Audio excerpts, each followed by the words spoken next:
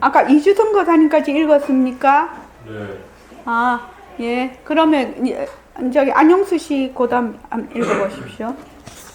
대답이 공한 안하니 유법 생고 종종 심sem을 근거로 유법생고라는 것은 법이 일어남으로 말미암아 종종 여러 가지 마음이 일어난다 이 말입니다. 위에가 있잖아요.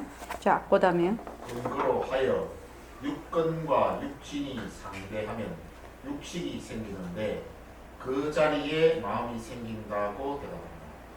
즉 육식이 바로 마음이라고 대답하고 불교에서는 인식 과정을 설명할 적에 감각기관을 근이라 부르고 몸을 유근신이라고 부릅니다. 감각기관인 눈, 귀, 코, 혀, 몸, 뜻이라는 육근이 경계인 빛깔, 소리, 냄새, 맛, 촉감, 법이라는 육신을 상대하면 그 인연으로 안식, 이식, 비식, 설식, 신식, 의식이라는 6개의 아르마리인 육식이 생긴다고 설명한다. 아나는 지금 육식이 바로 마음이다 라고 대답하고 있다. 육식과 마음을 구별하지 못한 탓으로 이런 대답을 내놓고 있다. 그렇죠. 그러니까 안과 색이 만나면 말하자면 시각 현상, 그 안식이 생기는데 요 안식이 마음이라고 했거든. 사실은 안도 자체성이 없고 변하고 헛것이고 머물 수 없는 것이죠. 색도 자체성이 없고 자체성이 없고 변하고 헛것이고 머물 수 없는 것이지. 안도 색도. 그럼 안식도 자체성이 없고 변하고 헛것이고 머물 수 없는 것인데 안한 존재는 뭐예요? 안식이 마음입니다. 이렇게 대답을 하고 있으니까 정말로 틀린 것이죠. 지금 부처님께서 안한에게 이르셨다. 내가 지금 말하기를 법이 생김으로 말미암아 가지가지 마음이 생기니 아까 그 유법생고 종종심생 요 말입니다. 법이 생김으로 말미암아 가지가지 마음이 생기니 아까 견물생심하는 것처럼 아까 법에 합하는 곳에 따라서 마음이 따라 생긴다고 하는데 네가 말하는 그 마음에 바탕이 있느냐 없느냐. 이렇게 여기 칠판이 있어. 그럼 칠판을 봤을 때 칠판이다 이렇게 생각을 해. 그죠? 칠판이다 라고 생각을 하면은 칠판이다 하는 그 안식, 그 말할 시각작용, 거기에 바탕이 있느냐 없느냐 이 말이다. 체가 있느냐 없느냐. 칠판이다 하는데 바탕이 있느냐 없느냐. 만약 마음에 바탕이 없다면 법에 합할 수가 없을 것이니 네가 마음은 바탕이 없으면서 능히 법과 합한다고 주장하면 없는 것이 없는 것과 합한다는 말이 되니 옳지 않다. 만약에 칠판이다 하는 그 생각, 그 마음에 바탕이 없으면 뭐예요? 칠판과 이 말하자면 서로 상대해서 이게 접촉을 해야지 안식이 일어나는데 만약에 그 마음이 바탕이 없으면 법에 합할 수가 없어. 합할 수가 없으니 네가 마음은 바탕이 없으면서 상대가 되려면 이것도 무엇이 있어야 되고 법도 있어야 돼서 두 개가 합쳐야지 거기 말하자면 그 안식이 일으키는데 마음이 바탕이 없으면서 능히 법과 합한다고 주장하면 이건 없는 것이 없는 것과 합한다 이렇게 번역을 해 놓으셨는데 원문을 보면 어떻게 되냐면 한자를 보면 19개가 칠진으로 인하여 합함이니 19개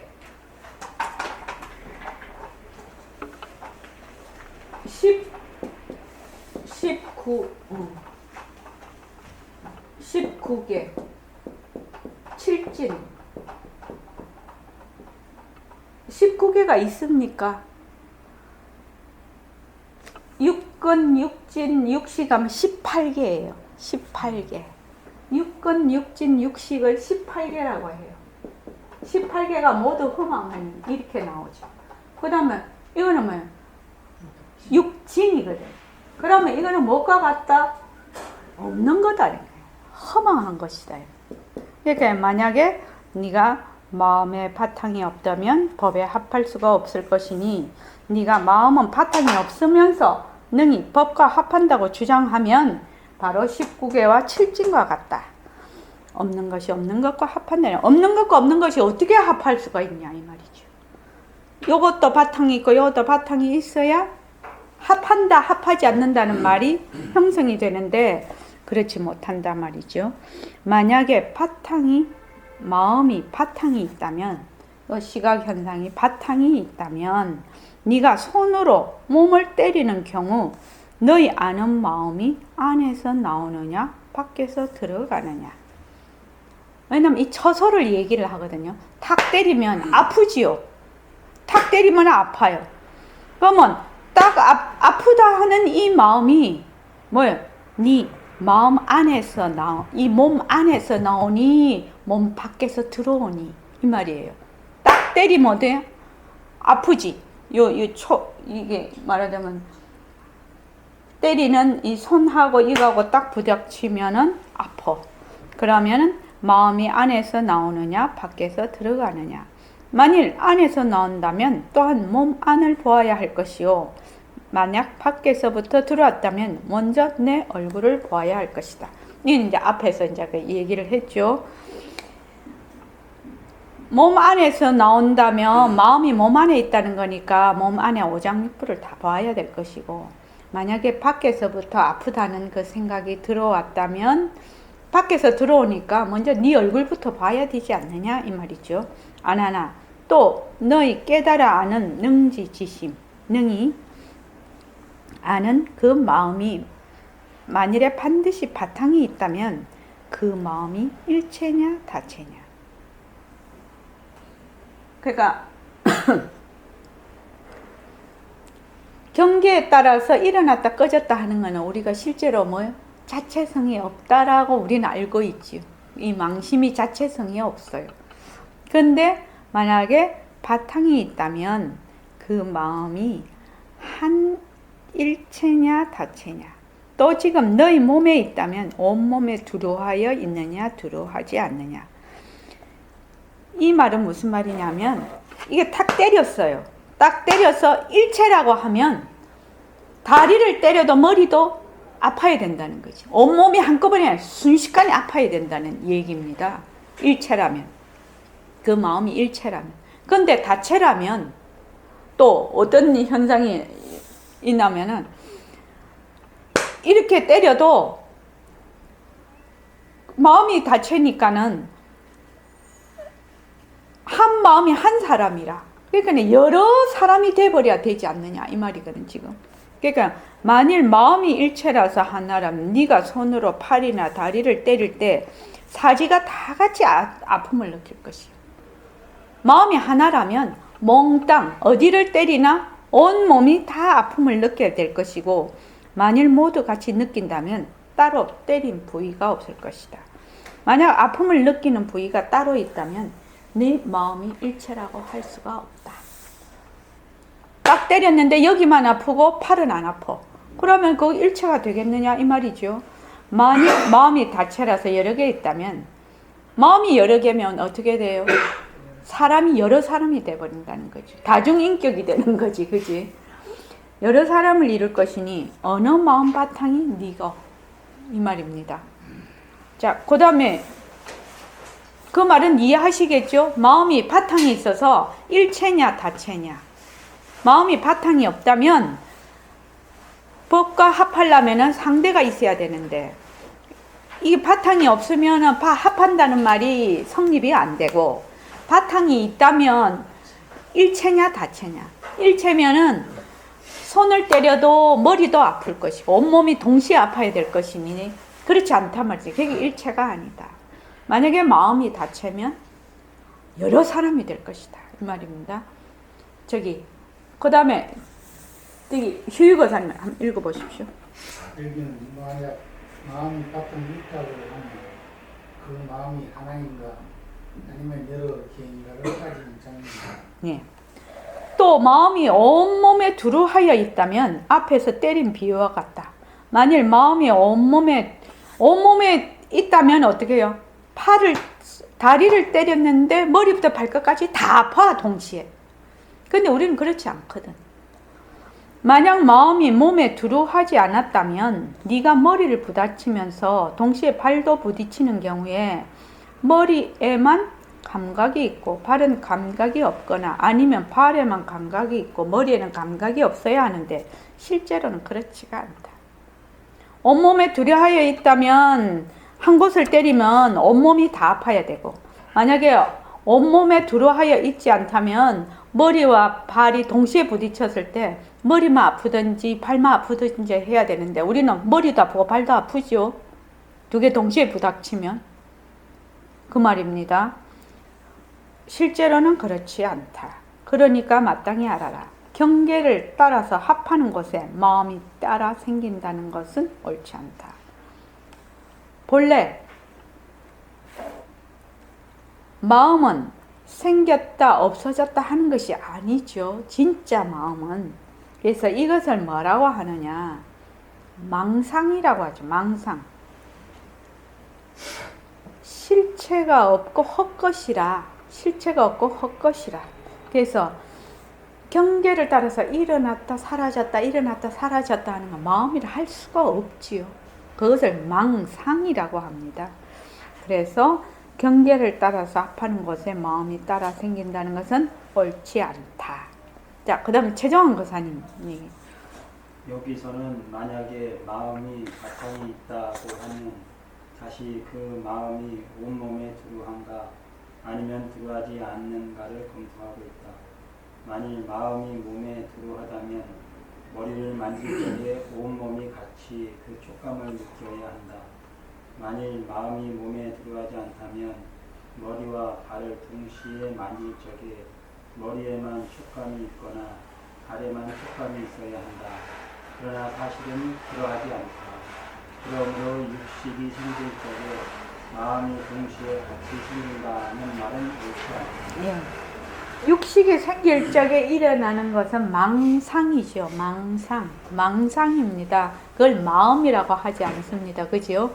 지금 말하는 부처님은 마음이라고 하실 때는 진심을 얘기를 하고 있는데 안한전자는 자꾸 망상을 가지고 마음이라고 합니다. 보통 우리가 말하듯이 망상을 가지고 자꾸 진심이라고 얘기를 하고 있습니다. 그러니까 마음이 안에도 있고 안에도 있다가 했다가 바깥에 있다가 했다가 안구 뒤에 있다가 했다가 명암에 있다가 했다가 또 육근 육식이 만날 때 육식에 있다고 했다가 막 이렇게 하는 겁니다.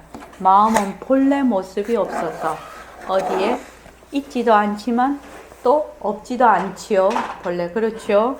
그 다음 마음은 중간에 있는가. 아나니 부처님께 고하였다. 세존이시여, 제가 또한 듣자오니 부처님이 문수와 여러 법 왕자와 더불어 실상, 그 진리죠. 실상을 말씀하실 때 세존께서 말씀하시기를 마음이 안에도 있지 않고 또한 밖에도 있지 않다고 하셨습니다. 제가 지금 생각하오니 몸 안을 보지 못하니 몸 안에 있다고 할 수 없고 또 몸과 마음이 서로 아는지라 몸 밖에 있다고 할 수도 없습니다. 지금 몸과 마음이 서로 알면서도 또 몸 안을 보지 못하니 마땅히 중간에 있는 것 같습니다. 부처님이 말씀하실 때는 안에도 있지 않고 밖에도 있지 않다는 그 안과 밖의 그 얘기하고 지금 안한존자가 얘기하는 안, 몸 안, 또 몸 밖 이렇게 얘기한 거는 안과 밖이 다른 뜻입니다. 그렇죠? 부처님이 말씀하실 때는 안과 밖이라는 것은 분별을 의미하지요. 이런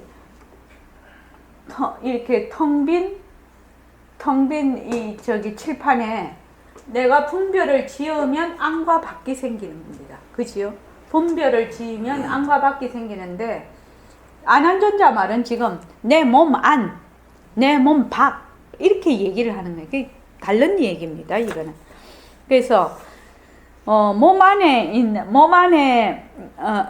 안을 보지 못하니 몸 안에 있다고 할 수 없고 또 몸과 마음이 서로 아는지라 몸 밖에 있다고 할 수도 없어요. 지금 몸과 마음이 서로 알면서도 또 몸 안을 보지 못하니 마땅히 중간에 있는 것 같습니다. 지금 이제 궁여지책으로 자꾸 얘기를 하는 겁니다. 부처님께서 말씀하셨다. 네가 지금 중간에 있다고 말하니 이 중간이라는 것이 분명히 위치가 있을 것이다. 지금 내가 중간에 마음이 있다고 추측하는데 그 중간이 어디냐? 이렇게 묻는 거예요. 몸 안에도 있지 않고 몸 밖에도 있지 않습니다. 그러면 중간에 있다.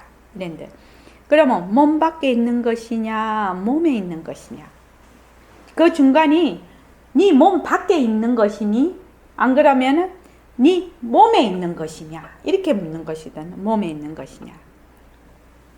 만일 몸에 있다면 몸 거죽에 있으면 중간이 아니요 몸 속에 있다면 보지 못하는 오장육부와 같다. 몸 거죽에 있으면 몸 안과 몸 밖이라고 하지만 그것을 중간이라고 할 수가 없어요. 몸 거죽은. 그죠?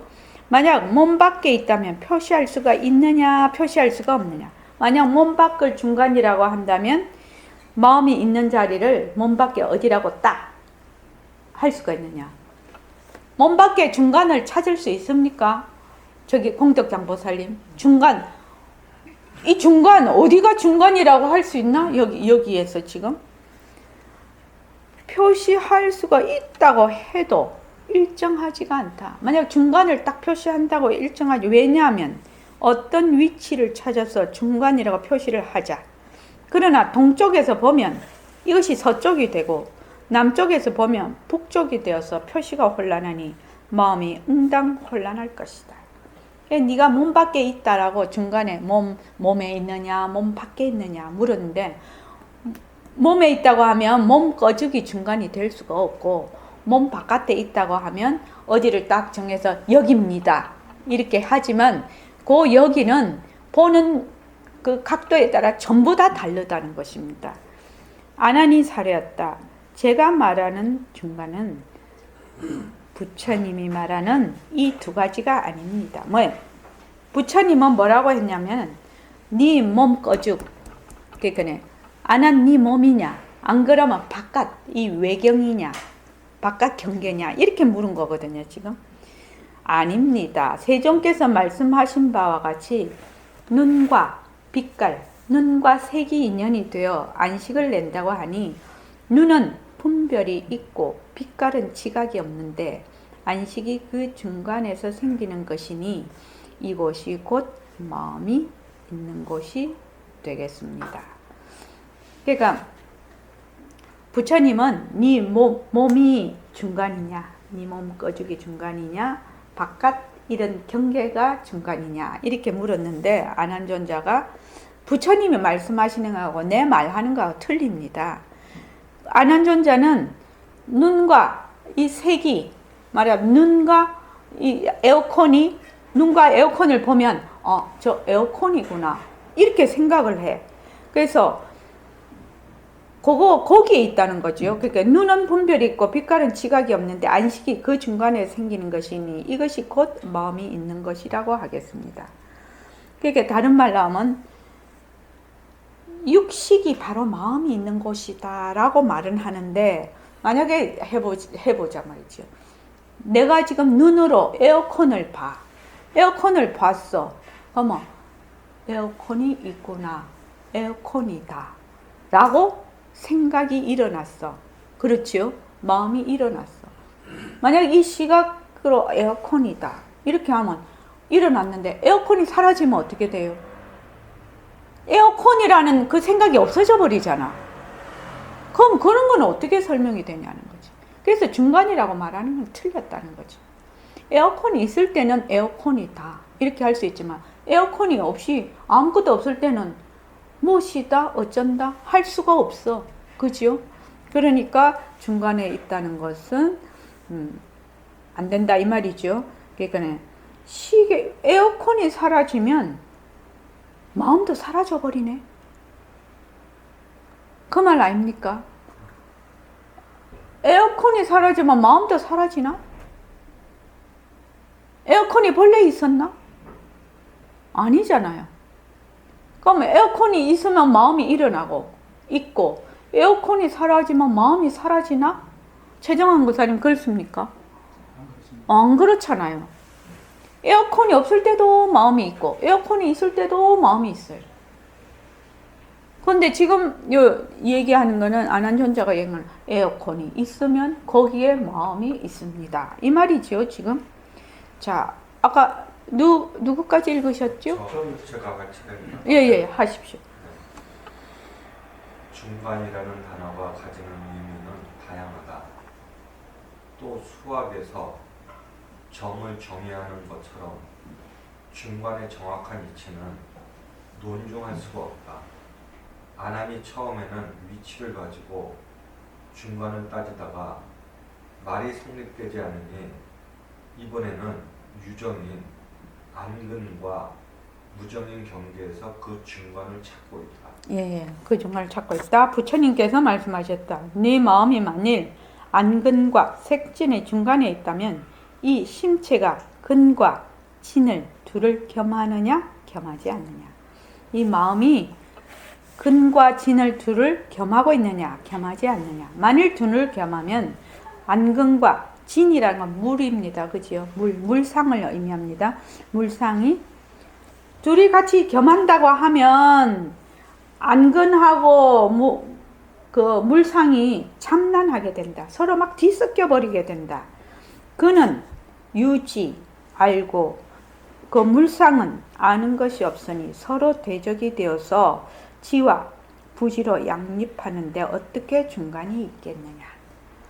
근과 진의 둘을 겸하지 않으면 지도 부지도 아니어서 아는 것도 알지 못하는 것도 아니어서 중간에 자체성이라는 것이 없으니 중간에 무슨 모양이 있겠느냐. 그러니까 마땅히 알아라. 마음이 중간에 있다는 것은 옳지 않다. 그냥 우리 넘어갑시다. 아나니 부처님께 사례였다. 세존이시여, 제가 예전에 보니까 부처님께서 대목련, 스보리, 부루나 사리불 등 4대 제자와 더불어 같이 법륜을 굴리실 적에 늘 말씀하시기를 깨달아 알고 분별하는 심성이 이미 안에도 있지 않고 또한 밖에도 있지 않으며 중간에도 있지 않아서 아무데도 소재가 없다고 하시어 일체에 집착이 없는 것을 마음이라고 하셨으니 제가 이제 집착이 없는 것이 마음이다 라고 해도 되겠습니까? 안한존자가 들은 게 되게 많아요. 그러니까 이제 또 여기까지 왔단 말이죠. 그러니까 옛날에 보니까 일체에 집착이 없는 것을 마음이라고 했단 말이죠. 그러니까 집착이 없는 것이 마음이라고 해도 되겠습니까? 라고 물었다. 부처님께서 말씀하셨다. 네가 지금 깨달아 알고 분별하는 심성이 소재가 없다고 말하는구나. 네가 지금 집착이 없다고 하는 말은 세간의 허공과 육지와 바다에서 날아다니거나 걸어다니는 온갖 물상들인 이 일체가 있다는 말이냐 없다는 말이냐. 여기 참 중요한 얘기입니다. 자, 우린 집착이 없어요. 집착이 없는 것이 바로 마음이에요. 이렇게 하니까 지금 우리가 보고 있는 요 세간이라는 것은 세상이라는 말입니다. 우주공간, 세상. 네가 지금 보고 있는 세상에 물, 육지, 공중에 있는 온갖 물체들이죠. 온갖 물, 육지, 공중이면은 다 육해공군 다 얘기하는 거 아닙니까? 지금 몽땅 일체 물상을 얘기를 하는 겁니다. 이 일체가 있다는 거냐 없다는 거냐? 딱 우리 지금 딱이에요. 우리 지금 하는 거 딱이에요. 이거 있다는 거요 없다는 거요. 그런데 우리가 공부하기 전에는 뭐 어떻게 했어요? 맨날 있다에 들어가 있어. 근데 이게 변하고 헛것이 하면 또 없다로 가. 그러다가 나중에 어떻게 해요? 빈 것으로 묘용으로 이것이 있다로 다시 되돌아오게 됩니다. 그래서 지금 안한존자는 어제 집착이 없는 것이 정말 마음입니다. 그럼 그럴듯하게 들려요. 근데 부처님이 딱 꼬집었죠. 집착이 없다는 것은 일체의 이 물상들이 있다는 거냐 없다는 거냐. 일체의 물상이 없다면 거북털이나 토끼풀과 같은데 어떻게 집착하지 않는다고 말할 수 있겠느냐. 일체의 이런 물상이 없으면 뭐야? 거북털이라는 게 있는 겁니까? 저기 공덕장 보살님, 거북털이 있어요? 거북털 있나요? 토끼뿔은요? 거북털, 토끼뿔이라는 건 없는 거예요. 그러면 없는 것을 보고 집착한다, 집착 안 한다 말거리가 되나요? 담경거사님 어떻게 생각합니까? 제가 지금까지 살면서 저는 망상을 떨고 와가지고 예. 그 망상을 없다라고 할 수가 없을 것 같아요. 잠깐만요. 그 망상도 어디서 나와요? 혼자 망상을 뜬다는 것도 자기가 이때까지 보고 들은 것이 집적이 되어서 그것에 대해서 자기가 마음속으로 일으키는 것이거든요. 만약에 일체의 모든 것이 싹 다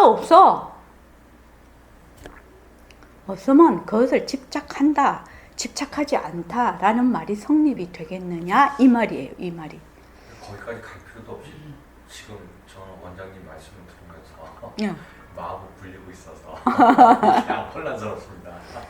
보십시오. 일체의 물상이 없다면 거북털이나 토끼뿔과 같은데 어떻게 집착하지 않는다고 말할 수 있겠느냐. 집착하지 않는다, 집착한다는 말은 무엇이 있어서 그걸 집착하네, 집착하지 않네 라고 얘기하는 것이지 본래 아무것도 없으면 그런 말이 성립이 되냐? 이 말이 지금 안영수 씨 이해됩니까? 자, 우리가 여기 눈은 눈, 귀, 코, 혀, 안이, 비설, 신이로 보는 색성향 미촉법이 아무것도 없다고 합시다. 그러면 내가 뭐 집착하네, 집착 안 하네 그 말이 성립이 되냐고요? 아니잖아요. 눈으로 보는 것이 있고 귀로 듣는 것이 있으니까 나는 뭐 이것을 집착한다느니 집착 안 한다느니 이런 말이 있는 것이지 아무것도 없는데 뭐 집착한다 안 집착한다 그런 말이 성립이 안 된다 그 말입니다. 지금 이 말은. 자, 그 다음 읽어보십시오. 부처님께서 집착이 없다는 무착이란 단어를 가지고 아나의 대답을 점검하십니다. 즉 물상이 있는데도 불구하고 무착이란 말인가? 아니면 물상이 없어서 무착이란 말인가? 하고 질문하십니다. 원래 집착이란 단어는 대상을 두고서 하는 말이다. 따라서 물상이 없다는 경우는 집착 여부를 따질 것이 없다. 거북털과 토끼뿔이란 말은 명칭만 있고 그 실체는 없는 것이니 저절로 집착할 일이 없다. 그렇잖아요. 저절로 집착할 것이 없어요. 토끼뿔이다 거북털이라는 것은 없어요. 없는 거를 붙잡고 뭐 그걸 집착하네 집착 안 하네 이런 말이 성립이 안 된다는 겁니다. 만약 일체의 물상이 있으나 내가 집착하지 않는다고 한다면 집착이 없다고 말하지 못할 것이다. 물상이 있어. 그런데 물상을 보면 집착하지 않는다라고 말할 수가 없다는 거예요. 그냥 바로 내가 집착을 하게 되지요. 우리 조건 지어진 마음에는. 모습이 없다면 어떻게? 물상이 없는 것이요. 모습이 없는 것이 아니라면 곧 모습이니 모습이 있다고 하면 존재하는데 어찌 집착이 없다고 하겠느냐. 그래. 모습이 없다면 물상이 일체의 이는 물상이 없다는 것이고 모습이 없는 것이 아니다 하면은 곧 모습이 있는 것인데 모습이 있으면 어찌 집착이 없다는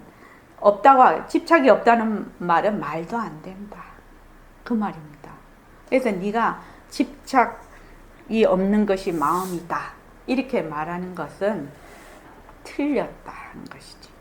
물상이 있으면 그냥 바로 집착이 없다라고 말할 수가 없고 모습이 없으면 집착이라는 말이 성립이 안 된다는 얘기입니다. 그래서 네가 말하는 집착이 없다는 것은 마음이라고 그렇게 말할 수 없다 이 말입니다. 자, 그 다음 읽어주십시오. 불교에서 집착하지 말라는 말은 수행에서 금과 업조에 해당한다. 그러나 집착의 의미를 잘 모르고 그냥 입버릇처럼 집착하지 말라는 말만 애용하고 있다. 지금 여기에 나온 모습이 있다고 하면 존재를 인정한 것이니 어찌 집착이 없다고 하겠느냐라는 상유 즉제 운하무착이라는 글을 자세히 음미해 보면 집착의 의미를 알 수 있다. 즉 모습이 있다고 말하면 벌써 그 존재를 인정한 것이 되고 대상인 존재가 있으면 이미 주객이 있어서 반연하는 마음이 생기니 어떻게 집착하지 않을 수가 있겠느냐라는 말씀. 이와 관련되는 중요한 법구가 금강경에 있다. 육조 대사가 한 번 듣고서 변성했다고 하여 널리 알려진 음무소주 이생기심이라는 구절이다. 흔히 마땅히 머무른 바 없이 그 마음을 내라고 해설한다. 그런데 지금 능엄경의 이 구절과 비교하여 그 내용을 검토해보면 그렇게 해설하지 못한다. 거지를 보고 불쌍한 생각이 나서 돈을 준다는 고시의 경우에 거지라는 모습을 인정하면 능엄경의 상유직제에 해당한다. 모습이 있으면 바로 존재한다 이 말이죠. 예. 거지가 보이면 벌써 불쌍한 거지가 존재하는 것이고 그 모습에 집착한 것이다. 그런데 어떻게 집착 없이 무주상으로 고시를 하고 머무른 바 없는 마음을 낸다는 말입니다. 우리나라 불자라면 금강경을 많이 읽어본 경험이 있을 것이고 이 유명한 구절도 잘 알고 있을 것이다. 그리고 자기 나름대로 해석할 자신도 가지고 있을 것이다. 지금 금강경의 음무소주 이생기심이라는 구절을 어떻게 해석하여야 응엄경의 상유즉제에 어긋나지 않고 두 법문이 조화를 이루게 될까? 네. 이거를 딱 마음에 질문으로 갖고 있으십시오. 음무소주 이생기심이라는 걸 어떻게 해석하여야 능엄경에 상이 있으면, 모습이 있으면 즉 존재한다는데 어긋나지 않고 응무소주 이생기심이 될 것인가, 그 말이죠. 지금 우리가 이때까지 늘 배워왔던 그런 겁니다. 이것이 무엇일까? 그러니까 마땅히 알아라. 일체에 집착이 없는 것을 각지심이라고 한다는 말은 옳지 않다. 여기서 또 각지심이라고 했어요. 그래서 일체에 집착이 없는 것을 진짜 마음이라고 한다는 것은 옳지 않다. 깨달아 아는 마음이죠. 각지심. 우리식으로 말하면 뭐야? 빛깔도 소리도 냄새도 없는 그 자리를 각지심이라고 합니다. 그래서 우리는 늘 허공으로 서 있나, 빛깔도 소리도 냄새도 없는 자리, 절대성 자리, 본래 면목, 법신 자리, 이런 거를 각지심이라고. 또 아까 지금 말한 앞에서 나오는 여러 가지 명료심도 있고, 또 앞에서 강요 직연지심, 강요 능지지심 딱 이렇게 나오죠. 그것을 지금 그 빛깔도 소리도 냄새도 없는 그 자리를 아주 우리도 여러모로 쓰고 있죠. 말을. 그것과 마찬가지 여기서도 그렇습니다. 자, 그 다음에 읽어보십시오. 아나는 망상을 마음이라고 여기고 7차례에 걸쳐서 마음의 처소를 몸의 안팎 중간에서 쳐다보았다. 예로부터 이 부분은 아난이 마음을 7처소에서 쳐다본 문답이라고 해서 보통 7처징심 법문이라고 한다. 앞에서 말한 바와 같이 아나는 경계를 반연하는 망상을 제 마음이라고 믿고서 그 주소를 안팎으로 쳐다보았다. 부처님은 아난이 마음의 주소라고 제시하는 7처가 모두 틀렸다고 부인하신다.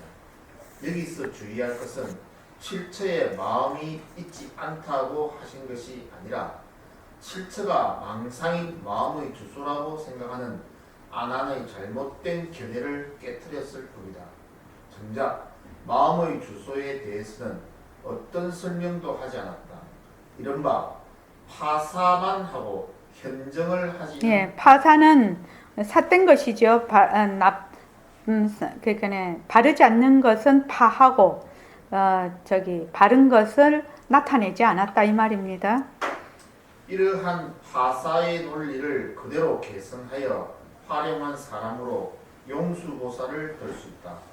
그는 중론에서 부처님의 칠처징심하는 논리를 가지고 세속제의 한계를 논파하고 언어문자의 모순을 논증하였다. 그리하여 상식으로 이해되는 세속제는 희론이라고 하면서 제1의인 승의제를 강조했다. 예. 이게 이제 세속제라는 것은 다른 말로 세속의 진리죠. 나는 모순놀이 하는 것을 세속제라고 합니다. 그냥 모습은 실체가 있고, 모습은 항상하고, 모습은 진짜고, 모습에 머물 수 있다라고 하는 것이 세속제예요. 예. 내가 막 화가 나면 화가 실제가 있고, 화에 머물 수 있다. 이렇게 생각하는 것이 세속제입니다. 그런데 이 승의제라는 것은 바로 그러니까 세속제는 중생지견이라고 하면 승의제는 부처지견이라고 할 수가 있어요. 다른 말로 하면 화는 실체가 없고, 화는 변하고, 화는 헛것이고, 화에 머물 수가 없다는 것이죠. 그래서 세속제와 승의제라고 하는데, 세속제는 그 세간법, 또 승의제는 출세간법이라고 합니다. 승의제를 다른 말로 진제, 진리의 법이라고, 진제, 진리의 법이라고 합니다. 그래서 여기까지 그 세속제의 한계를 논파하고 언어문자의 모순을 논증하였다.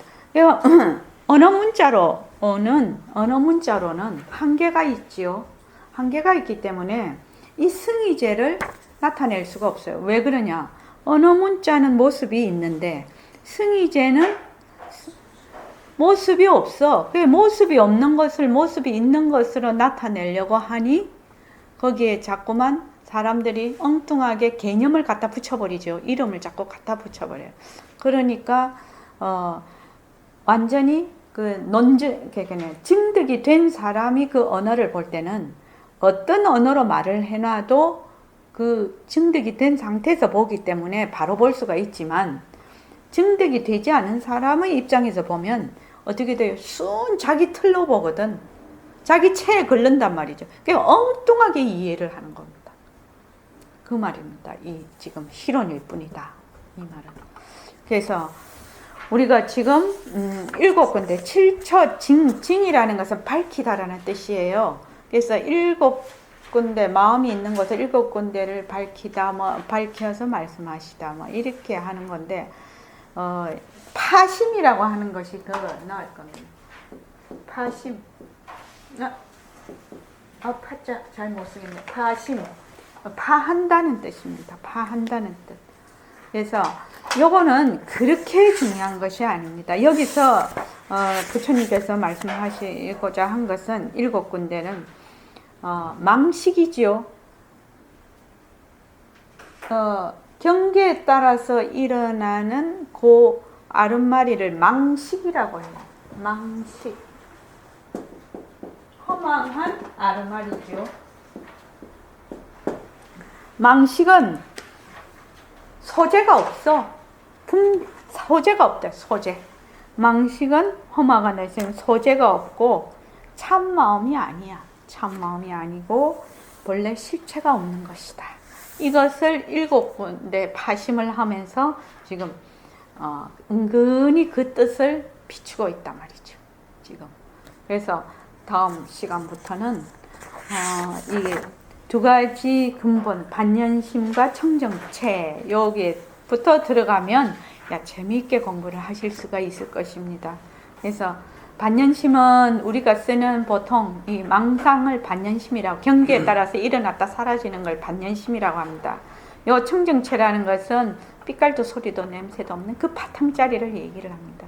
그래서 집에 가서 이렇게 한번 읽어보셔도 재미있게 읽어보실 겁니다. 우리가 공부를 하고 있는 그 내용이기 때문에요. 자, 고맙습니다.